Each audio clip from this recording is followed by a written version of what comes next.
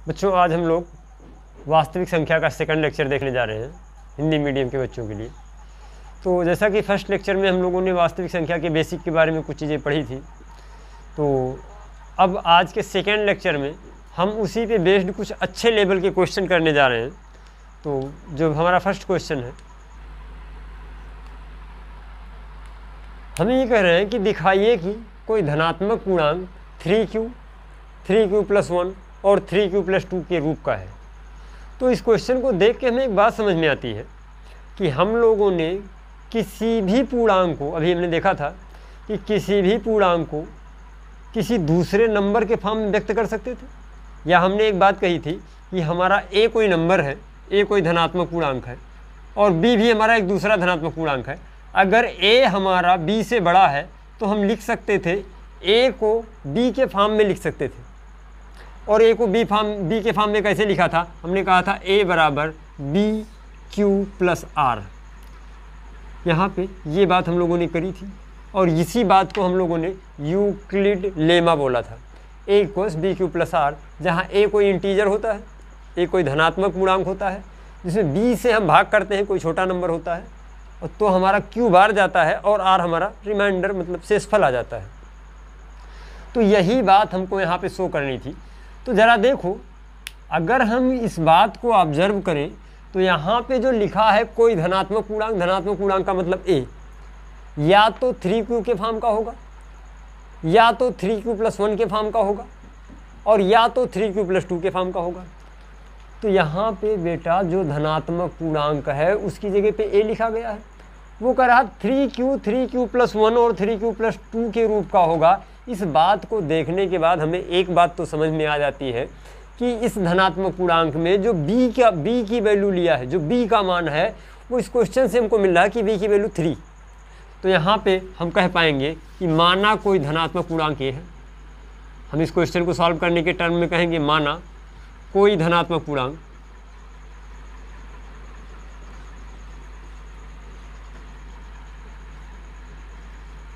a है और b की वैल्यू क्वेश्चन में दिया है b = 3। तो हम इस बात को जानते हैं कि अगर कोई धनात्मक पूर्णांक किसी दूसरे नंबर के टर्म में लिखना हो तो हम कैसे लिख पाते थे? हम कहते थे यूक्लिड विभाजन प्रमेय से।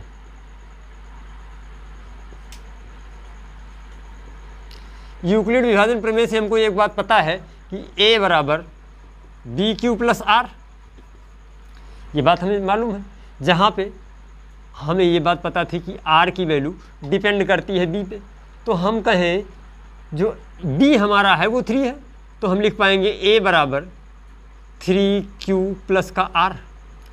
और जैसे ही बेटा a = 3q + r हमें पता लगा, यहाँ पे हमें r की रेंज पता लग गई कि r की क्या क्या वैल्यू हो सकती है, या r कहाँ से लेके कहाँ तक होगा।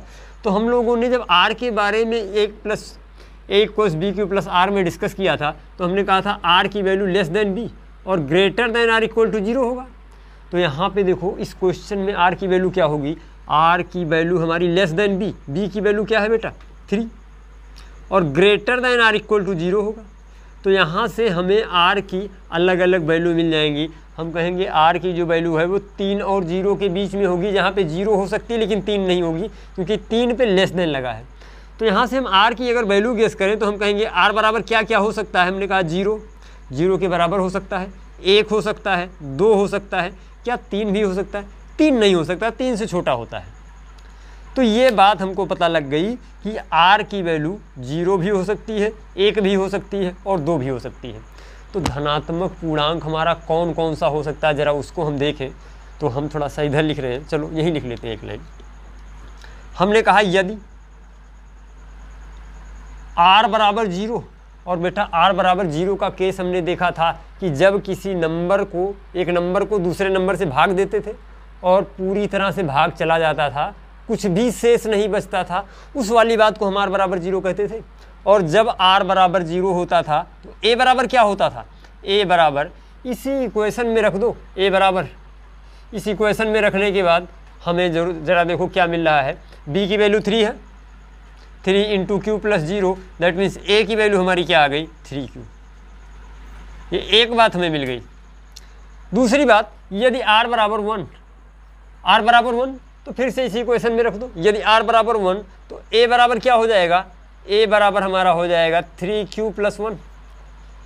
और यदि यहाँ पे देख लो r बराबर 2 होगा तो a बराबर हमारा फिर से क्या मिल जाएगा, a बराबर हमारा मिल जाएगा 3q प्लस का 2।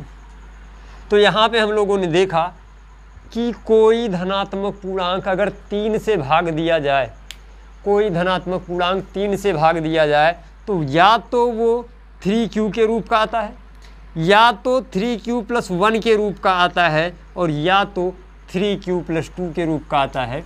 इसके अलावा तीसरा कोई रूप नहीं हो सकता धनात्मक पूर्णांक का। तो यही बात हमको लिख के दिखानी थी कि भाई कोई धनात्मक पूर्णांक 3q प्लस 1 या 3q प्लस 2 के रूप का हो सकता है। तो बेटा ये 3q प्लस 1 3q प्लस 2 दिया है, इसका मतलब ये दिया है bq।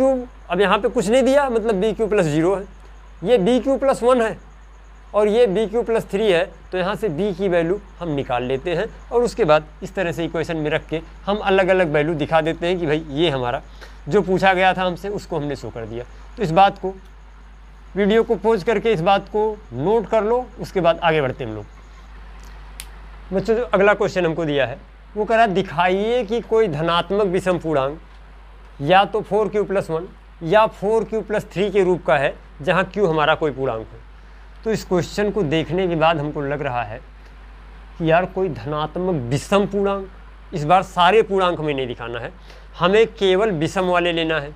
लेकिन हमको कैसे पता चलेगा कि भाई ये विषम पूर्णांक होगा या ये सम पूर्णांक होगा, तो और वो इस फॉर्म का होगा। तो ज़रा हम देखें, हमने कहा कोई धनात्मक विषम पूर्णांक, क्वेश्चन की लैंग्वेज पे ज़रा ध्यान दो। तो यहाँ पे कह रहा कोई धनात्मक विषम पूर्णांक, हम लेट कर लेते हैं। मान लिया कि माना ए कोई पूर्णांक है, ए कोई पूर्णांक है और कैसा पूर्णांक है, साथ में हमें ये भी पता होना चाहिए ए इज ग्रेटर देन 0, ए कोई धनात्मक पूर्णांक है। अब ये सम और विषम वाली कहानी अभी हम आगे क्वेश्चन में क्लियर करेंगे। हमने ए को कोई पूर्णांक मान लिया। ज़रा बी की वैल्यू क्वेश्चन से ज़रा देखो, तो बी की वैल्यू क्या यहाँ से हमें मिल रही है। तो हमने देखा क्वेश्चन में bq प्लस r की जगह पे 4q प्लस 1 या 4q प्लस 3 दिया था। तो यहाँ से हम लिख पा रहे हैं कि b बराबर 4, ये हमको दिया है, ये चीज़ हमको क्वेश्चन में गिवन है। इस बात को देखना आना चाहिए, बी नहीं पकड़ पाओगे तो क्वेश्चन नहीं सॉल्व कर पाओगे। तो ए कोई पूर्णांक है और उसका रूप क्या दिया है 4q प्लस 1 या 4q प्लस 3।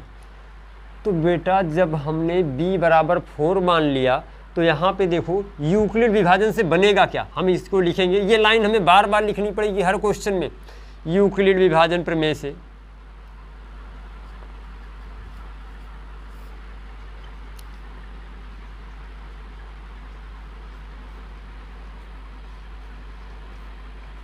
यूक्लिड विभाजन प्रमेय थी क्या, उसमें हमको बताया गया था a बराबर bq प्लस r, ये हमको बताया गया था। अब ज़रा इसमें इस इक्वेशन को सेटिस्फाई कराएं तो हमने कहा a बराबर हमारा क्या बन जाएगा, b की वैल्यू 4 और q प्लस r। अब जैसे ही हमें b की वैल्यू मिली हम r की वैल्यू गेस कर सकते हैं। तो हमने कहा भाई ये जैसे ही वैल्यू हमको b की मिल गई, हम यहाँ से r बराबर r की रेंज हम निकाल पाएंगे। सबसे पहले बेटा यही काम किया करो कि r की रेंज हमें निकालने की कोशिश करनी चाहिए, और r की रेंज कहाँ से कहाँ हो एक बार हमको पता लग जाए, सारा क्वेश्चन सॉल्व हो गया। तो हमने देखा r की जो रेंज है वो कहाँ से कहाँ तक होगी, b से 0 से b तक।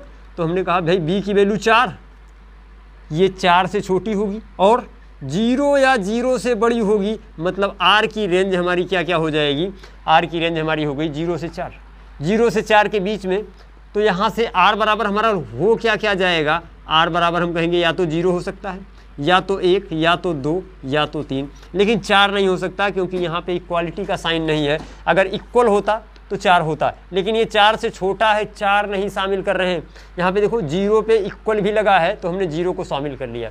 ये बात फर्स्ट ईयर में जाओगे तो क्लियर होंगी, इक्वालिटी कैसे चेक करते हैं। फर्स्ट ईयर में वहाँ पे हमें एक चैप्टर अलग से, पहला चैप्टर ही पढ़ाया जाएगा इक्वालिटी, तो वहाँ पे ये बातें ज़्यादा क्लियर होंगी। अभी केवल इतनी बात समझ लो कि अगर किसी पे इस तरह का लेस देन और ग्रेटर देन का साइन लगाओ, साथ में इक्वल भी लगा है, मतलब वो नंबर भी इंक्लूड करते हैं। और जब किसी नंबर, दो नंबर्स के बीच में लेस देन या ग्रेटर देन का साइन केवल लगा है तो उस नंबर को हम इंक्लूड नहीं करते हैं। तो यहाँ पे 0 पे इक्वल भी लगा था तो हमने 0 को शामिल कर लिया, लेकिन 4 पे इक्वल नहीं लगा था तो हमने 4 को छोड़ दिया। ये बात हमें क्लियर है। अब ज़रा यहाँ से अलग अलग केस हम बनाएं तो हमने कहा यदि r की वैल्यू 0 है, भाई यदि r बराबर 0 तो a बराबर हमारा क्या बनेगा, तो यहाँ से हम कह पाएंगे a बराबर हमारा बन जाएगा क्या, b का मतलब 4, q प्लस का 0, दैट मीन्स a बराबर हमारा बन गया 4q। और एक बात समझना बेटा, उसने हमसे विषम पूर्णांक की बात करी थी ना, उसने कहा था विषम पूर्णांक 4q प्लस 1। ये देखो ये नंबर तो 4 से कट रहा, 2 से कट रहा है, तो जब कोई नंबर 2 से कटेगा तो हम उसको विषम तो कहेंगे नहीं, ये तो सम पूर्णांक हो गया, तो इसको हम कह देंगे सम। ये हमारा एक ऐसा आ गया, ये हमारा एक सम पूर्णांक आ गया। अगली बात हम कहें r बराबर 1, r बराबर 1 लोगे तो a की वैल्यू क्या बन जाएगी, जरा इस इक्वेशन में रखो। तो हमने कहा a बराबर हमारा बन जाएगा bq, b का मतलब 4 और q प्लस का r की जगह पे 1 यहाँ पे पुटअप कराया तो हमारा बन गया a बराबर 4q प्लस 1। और ये देखो क्या नंबर 2 से कट रहा है, भाई 2 से कोई नंबर कट रहा है प्लस 1। और हमने कहा था अगर किसी सम संख्या में एक जोड़ दिया जाए या सम संख्या से घटा दिया जाए तो जो रिजल्ट मिलता है वो हमारा एक विषम पूर्णांक मिल जाता है। यहाँ पे भी देखो वही तो हो रहा है, 4q हमारी एक सम संख्या थी, इसमें हमने एक ऐड कर दिया, और जब किसी सम संख्या में एक ऐड करोगे तो जो पूर्णांक में मिलने वाला है वो हमारा विषम पूर्णांक हो गया। ये क्वेश्चन नंबर 1 मान लो, इसको 2 मान लो।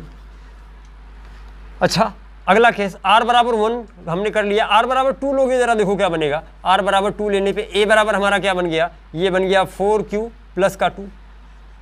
क्या ये सम है या विषम, तो यहाँ से बेटा एक बात देखो, इस पूरे नंबर में अगर 2 से भाग करोगे तो ये क्या होगा, 2 कॉमन ले लो, यहाँ से 2 कॉमन लेने के बाद ये हमारा बन जाएगा 2q प्लस 1। मतलब ये पूरा नंबर 2 से कट रहा है तो इसको हम सम पूर्णांक लिख सकते हैं। ये हमारा फिर से एक सम पूर्णांक आ गया। और एक बात हमें यहाँ से भी पता है कि भाई विषम पूर्णांक 4q प्लस 1 था, इसमें एक ऐड किया 4q प्लस 2 मिल गया। तो किसी विषम पूर्णांक में हम एक ऐड करते हैं तो फिर से जो रिजल्ट हमारा मिलने वाला होता है वो सम पूर्णांक मिल जाता है। और नेक्स्ट और लास्ट बात हम करें कि यदि r बराबर, यहाँ लिख रहे हैं हम, यदि r बराबर 3, तो जैसे ही हमने r बराबर 3 लिया फिर से हम इसी यूक्लिड विभाजन प्रमेय में इस वैल्यू को पुटअप कराएंगे। तो हमने कहा यहाँ से a बराबर हमारा क्या निकल के आ जाएगा, a बराबर हमारा आ जाएगा 4q प्लस का 3। और 4q प्लस 3 क्या ये 2 से कैंसिल होगा, तो ये नंबर 2 से कैंसिल नहीं होगा, क्योंकि किसी सम संख्या में एक विषम संख्या हमने जोड़ी है। तो जब किसी सम संख्या में एक विषम संख्या जोड़ोगे तो जो रिजल्ट हमारा आएगा वो विषम संख्या आ जाएगी। इसको हम लिख पाएंगे विषम पूर्णांक। और यही बात तो हमको शायद दिखानी थी इक्वेशन नंबर 4। तो हम देखो यहाँ पे इक्वेशन नंबर 1 और इक्वेशन नंबर 3 ये हमारे समपूर्णांक हो गए। और ये किस रूप के आए, ये आ गया एक 4q के रूप का और दूसरा आ गया 4q प्लस 2 या 2q प्लस 1 के रूप का आ गया। ये तो हमें दिखाना नहीं था, हमें दिखाना क्या था, हमें दिखाना था 4q प्लस 1 या 4q प्लस 3। तो हम यहाँ पे लिखेंगे समीकरण 2 और 4 से, 2 और 4 से कि जो विषम पूर्णांक है, विषम पूर्णांक हमारा क्या बन गया, इस बात को हमें मेंशन करना पड़ेगा बेटा अलग से। विषम पूर्णांक बराबर 4q plus 1 and 4q plus 3, ये दोनों हमारे विषम पूर्णांक हो गए। यही बात हमको दिखानी थी। तो इतनी बात समझ लो और इतनी बातों को नोट कर लो। उसके बाद हम देखते हैं अगला क्वेश्चन। आगे बढ़े हम लोग।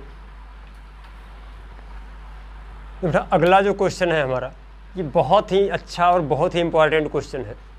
इम्पॉर्टेंट हो ना हो, लेकिन ये बहुत ही अच्छा क्वेश्चन है और इसमें बहुत सारी बातें हमको सोचने को मिलती हैं, देखने को मिलती हैं और सीखने को मिलती हैं।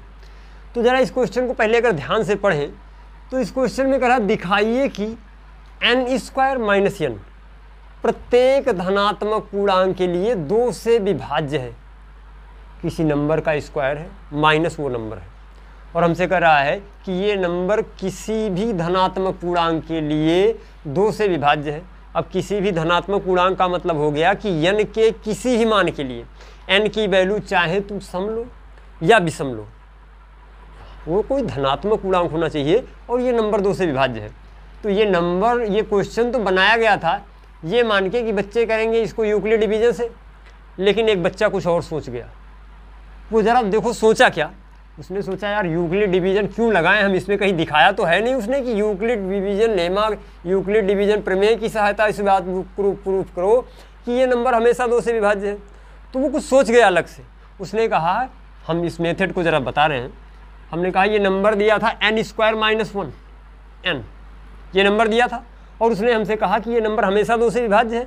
तो उसने क्या किया, उसके दिमाग में ऐसे कुछ खुरापात सूझी और उसने कहा इसको हम ऐसा भी तो कर सकते हैं, n कॉमन ले लिया और ये बन गया n - 1। जैसे ही उसने इस फॉर्म में चेंज किया, ज़रा देखो n की वैल्यू आप कुछ भी ले लो, पॉजिटिव लो, निगेटिव की बात तो हमें करनी नहीं, धनात्मक पूर्णांक की बात कर रहा है। चाहे n की वैल्यू सम लो या विषम लो। एक पहली बात हम कहें, केस नंबर 1, यदि n एक सम पूर्णांक हो, यदि n एक सम संख्या हो या सम पूर्णांक हो, भाई यदि n एक सम संख्या है तो सम संख्या और गुणे सम संख्या -1। यहाँ पे n हमारी सम संख्या हो गई तो देखो सम संख्या गुणे सम संख्या -1, मतलब ये हमारा बन जाएगा सम संख्या n हो गया और गुणे सम संख्या -1। भाई जब कोई सम संख्या है तो ये इसमें तो हमें कुछ सोचना नहीं है, सम संख्या तो ये अपने आप 2 से विभाज्य हो जाएगी। जैसे एक बात करें हम, मान लो कि बच्चे के दिमाग में सूझा होगा पहले सम संख्या 2 थी, पहली सम संख्या हम ले रहे हैं, तो उसने कहा 2, n को 2 ले लिया और 2 × 2 - 1 और इसको 2 से विभाज्य होने में तो कोई दिक्कत ही नहीं थी। तो उसने ऐसे सोच लिया अपने दिमाग में कि ऐसा हम कर सकते थे और उसने फटाक से कर दिया। एग्जामिनर कुछ और सोच के क्वेश्चन दिया था बट बच्चा कुछ और सोच गया। अच्छा, ये बात तो सम संख्या के लिए उसने कह दी कि भाई ये सम संख्या गुणे सम संख्या माइनस कुछ भी, ये नंबर 2 से डिविजिबल है। लेकिन बात जब बनी दूसरे केस की तो कहा यदि n एक विषम संख्या है, यदि n एक विषम संख्या हो, एक विषम संख्या हो, बेटा कोई भी विषम संख्या अपने दिमाग में सोच लो, जो भी तुम सोच सकते हो, तो वो विषम संख्या और इनटू विषम संख्या -1। हमने क्या कहा था, किसी सम संख्या में 1 जोड़ोगे तो विषम संख्या मिलेगी, या किसी सम संख्या से 1 घटाओगे तो भी विषम संख्या मिलेगी। यहाँ पे अगर n विषम संख्या मानोगे तो n विषम हो गई, और विषम संख्या से 1 माइनस करोगे तो क्या हो जाएगा, जब n एक विषम संख्या होगी तो n-1 एक सम संख्या हो जाएगी। बोलो हाँ या ना, एक सम संख्या होगी। और बेटा ये हमारी हो गई फिर से एक सम संख्या एक विषम संख्या, तो ये n × n-1 2 से विभाज्य होगा। बोलो हाँ या ना। तो वो बच्चा इस क्वेश्चन को इस तरह से सॉल्व कर दिया और क्वेश्चन उसका भी 100% सही था। एग्जामिनर ने सोचा बच्चा कुछ लगाएगा दिमाग, यूक्लिड डिवीजन लेमा, लेकिन उसने कुछ नहीं लेमा फेमा लगाया, उसने अपना दिमाग लगा दिया और क्वेश्चन को इस तरह से सॉल्व कर लिया। बात खत्म। कोई फर्क नहीं पड़ता हमने कौन सा रूट अपनाया। अरे यार ये तो और अच्छा हुआ कि उसने अपना दिमाग लगाया और कुछ ऐसा काम कर दिखाया, चलो। लेकिन हमें जो क्वेश्चन सॉल्व करना था इसको तो ये मान के सॉल्व करना था कि भाई यहाँ पे यूक्लिड डिवीजन में लेमा टाइप का मेथड लगाओ। अब यूक्लिड डिवीजन लेमा टाइप का मेथड, यूक्लिड डिवीजन प्रमेय टाइप का मेथड, मतलब हमें सोचना क्या था।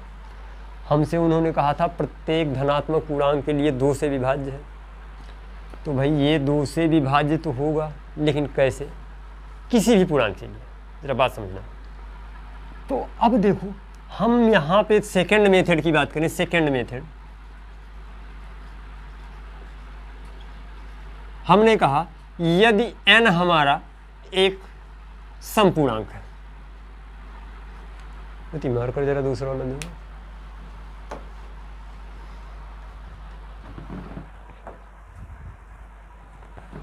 हमने कहा n एक समपूर्णांक है। जब n एक समपूर्णांक होगा तो जो n की वैल्यू होगी, n बराबर हम किसी दूसरे इंटीजर के बराबर मान ले रहे हैं। भाई सम होगा तो 2 इंटू किसी इंटीजर के फॉर्म का होगा, वो कुछ भी हो, k की वैल्यू कुछ भी हो, वो इवन हो, ऑड हो, सम हो, विषम हो, लेकिन जब भी कोई समपूर्णांक होगा मतलब 2 का मल्टीपल होगा, तो हम मान सकते हैं कि n बराबर 2k के रूप का होगा। तो अब n बराबर 2k लिख लिया हमने, तो देखो जरा इस इक्वेशन में रखो n की वैल्यू। तो हमने कहा n स्क्वायर माइनस n में n बराबर 2k रखने पर, n बराबर जब हमने 2k रखा तो n बराबर 2k रखने पर मिला क्या, ज़रा देखो। तो हमने n की जगह पे 2k रख दिया, तो ये हो गया 2k का स्क्वायर और माइनस का 2k। 2k का स्क्वायर करोगे, ज़रा देखो बेटा मिलेगा क्या, ये हमारा मिल गया 4k स्क्वायर और माइनस का 2k। यहाँ से हमने 2k कॉमन ले लिया, तो ये हमारा बनेगा क्या, 2k कॉमन ले लिया तो ये हमारा बन गया 2k माइनस का 1। और ये देखो 2k और इनटू समथिंग, ये बाहर वाला नंबर 2 से डिविजिबल है, अंदर वाला नंबर हो ना हो इनका जो मल्टीप्लिकेशन होगा वो 2 से डिविजिबल होगा। भाई कोई नंबर 2 इंटू समथिंग, वो नंबर पक्का उसका मल्टीप्लिकेशन 2 से डिविजिबल होगा। एक बात तो हमें समझ में आ गई। दूसरी बात हमने कहा यदि n एक विषम पूर्णांक हो, एक विषम पूर्णांक हो,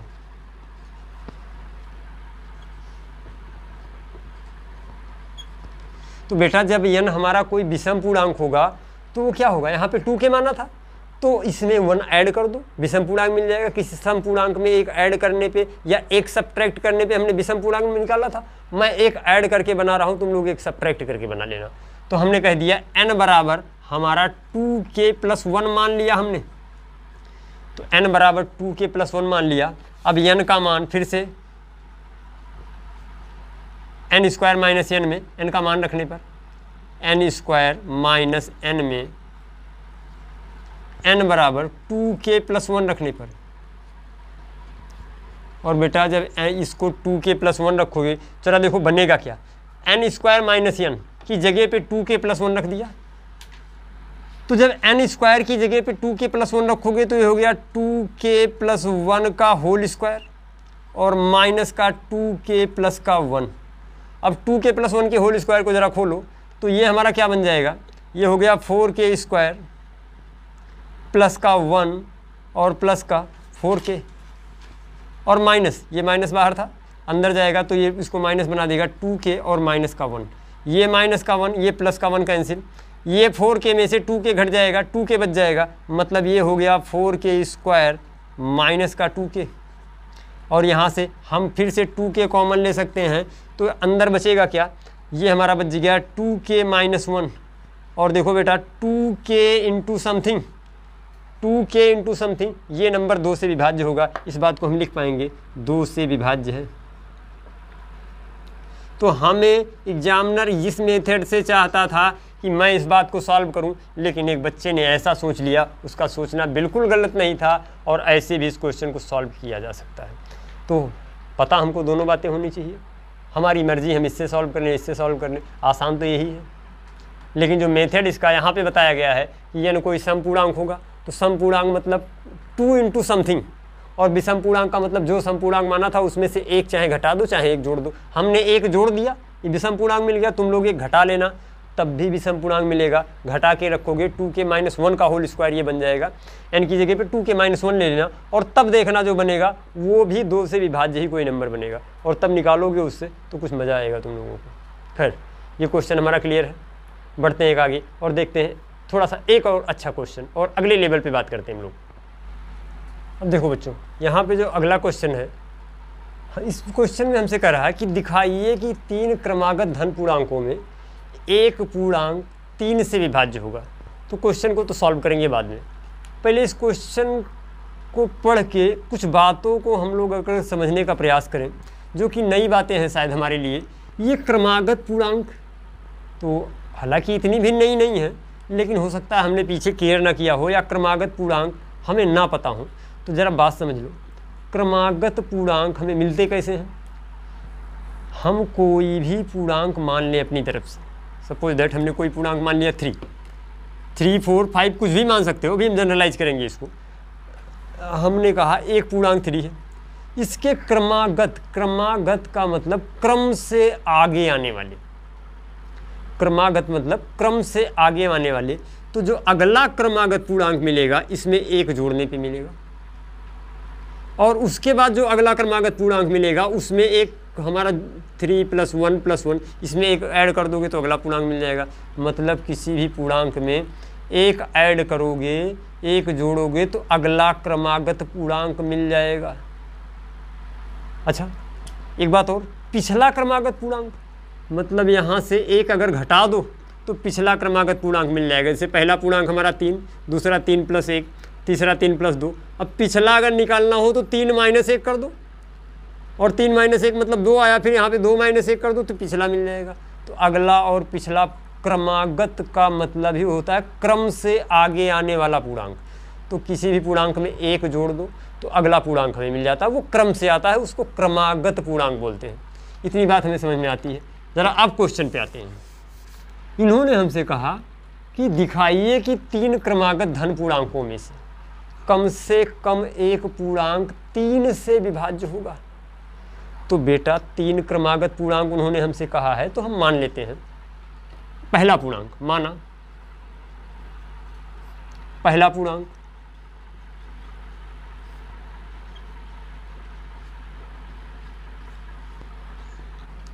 अब पहला पूर्णांक हम अगर a मान लें तो अगला पूर्णांक क्या हो जाएगा? अगला पूर्णांक हमारा a + 1 हो जाएगा, और उसके अगला पूर्णांक a + 2 हो जाएगा।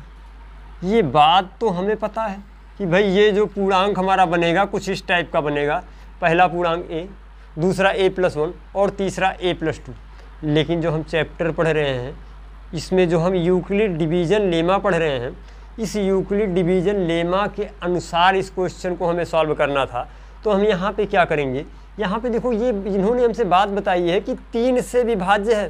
3 से विभाज्य होने का मतलब यहाँ पे जो b की वैल्यू दिया है क्वेश्चन में, हमको दिया है b = 3, b = 3, तो a बराबर हम कुछ भी मान लें।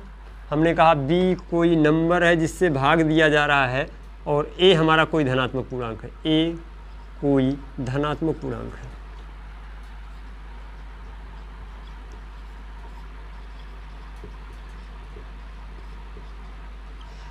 तो a कोई धनात्मक पूर्णांक था, b = 3।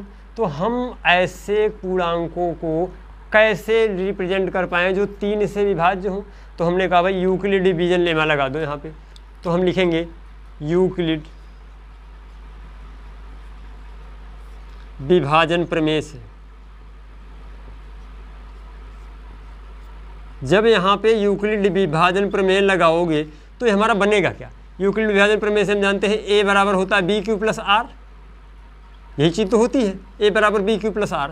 अब यहाँ पे हम अगर इसमें b की वैल्यू 3 रखें तो हम लिख पाएंगे a बराबर 3q + का r, ये हमारा कोई नंबर बनेगा। अब ज़रा देखो a बराबर 3q + r लेने पे यहाँ से r की रेंज हम निकाल पाए, r हमारा क्या आ गया? <3 और > r = 0। r की जो रेंज आई वो 0 से 3 के बीच में आई, मतलब r हमारा हो क्या सकता है? r बराबर 0 होगा, 1 होगा, 2 होगा। हमें ये दिखाना था कि भाई a हमारा कोई धनात्मक पूर्णांक है, और a में कौन कौन से फॉर्म हो सकते हैं वही बात तो हमें दिखानी थी। तो ज़रा देखो, हम कहें यदि r बराबर 0, यदि r बराबर 0, r को जैसे ही 0 लिया तो हम कहेंगे a बराबर हमारा क्या हो जाएगा? 3q + का 0, मतलब a बराबर 3q के रूप का आ गया। a बराबर 3q, और a बराबर 3q में बेटा देखो ये नंबर 3 से विभाज्य है, इसको हम लिख पाएंगे 3 से विभाज्य है। ये पहला पूर्णांक आ गया। अब दूसरी बात हम करें, यदि r बराबर 1, तो जब r बराबर 1 करोगे तो a बराबर हमारा क्या आ जाएगा, a बराबर इसमें रखो तो ये हो गया 3q + 1। ये नंबर 3 से विभाज्य नहीं होगा, क्योंकि 3 के विभाज्य से 1 ज़्यादा हो गया, 3 से विभाज्य नहीं है।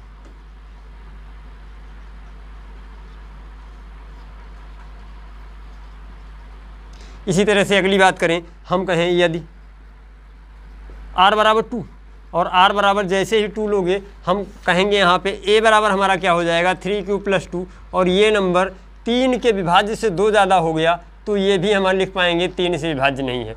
तो देखो 3 क्रमागत पूर्णांक हमको मिले, कौन कौन से, एक मिला 3q, अगला मिला उसमें एक जोड़ने पे 3q + 1, और अगला मिला 3q + 2। तो a हमारा या तो इस फॉर्म का हो, या तो इस फॉर्म का हो, या तो इस फॉर्म का हो। यहाँ पे हमने बात बताई थी a + 1 a + 2, यहाँ पे क्या मिला 3q का फॉर्म मिला, या तो 3q + 1 का फॉर्म मिला, या तो 3q + 2 का फॉर्म मिला। इन तीनों नंबर्स में से कोई ना कोई एक नंबर हमेशा 3 से विभाज्य होगा। तो कभी भी 3 कॉन्जिक्यूटिव इंटीजर मानना हो, 3 क्रमागत पूर्णांक मानना हो, तो उसको इस तरह से मानना a + 1 a + 2। लेकिन जो हमें यहाँ पे दिखाना था, या इसको हम मानते हैं x + 1 और x + 2, ये बिना यूक्लिड डिवीजन लेमा लगाए भी इस बात को हम सॉल्व कर सकते थे कि इसमें से कोई ना कोई एक नंबर 3 से विभाज्य है। ज़रा इस बात को नोट कर लो, उसके बाद हम इस पे चलते हैं अपने पहले वाली थॉट पे। ये एक बच्चा मान लो यूक्लिड डिवीजन लेमा नहीं लगाता है तो कैसे सोच लेता है वो इस बात को, तो ज़रा उसको देखें। तो हम इस बात को मिटाएंगे और इस बात पे काम करेंगे।